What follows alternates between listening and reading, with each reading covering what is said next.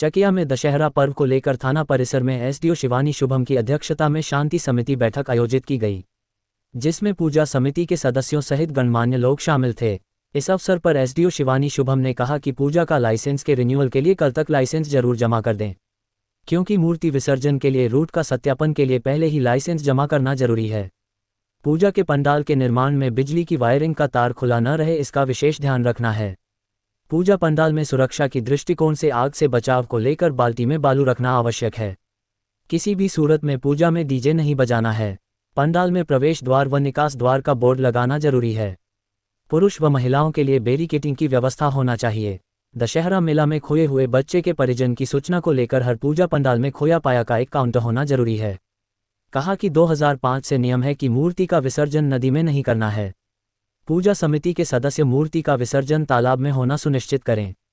कहा कि 12 अक्टूबर को दशमी है, इसलिए 13 अक्टूबर को किसी भी हाल में मूर्ति का विसर्जन करना है।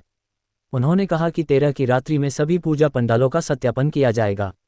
जिस पूजा समिति का मूर्ति विसर्जन नहीं हुआ होगा उस पूजा समिति पर प्राथमिकी दर्ज की जाएगी। कहा कि हर पूजा पंडाल में सुरक्षा के लिए पूजा समिति की ओर से बहाल स्वयंसेवक सदस्य का एक ड्रेस हो जिससे सभी पहचान सके।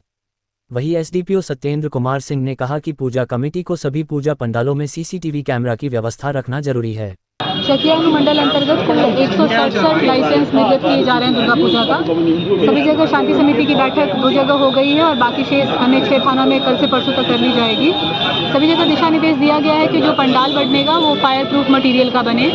पंडाल में फायर फाइटिंग के लिए पर्याप्त मात्रा में बाल्टी में बालू एवं फायर फाइटिंग इक्विपमेंट्स की व्यवस्था की जानी है। पंडाल में एंट्री गेट, एग्जिट गेट और इमरजेंसी गेट का प्रॉपर फ्लैग्स लगाया जाना है।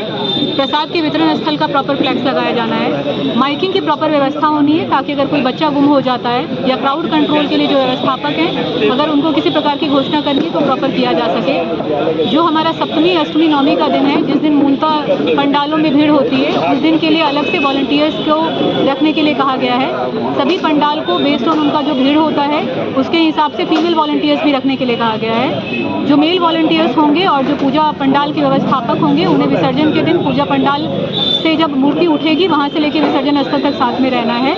नदियों में विसर्जन एनजीटी के गाइडलाइंस के तहत पूर्णतः प्रतिबंधित है, तो उन्हें किसी कृत्रिम तालाब में विसर्जन किया जाना है।